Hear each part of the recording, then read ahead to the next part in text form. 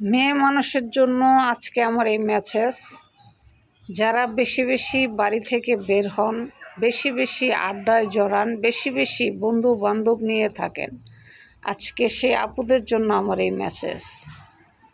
আপনারা অবশ্যই যদি মরণের কথা সারাদিনে একবার হলেও যদি স্মরণ করে থাকেন, তাহলে বাড়ি থেকে বের হবেন না, বাসায় থাকবেন, নিজের বাড়িতে থাকবেন, বেশি বেশি আল্লাহর জিকির করবেন।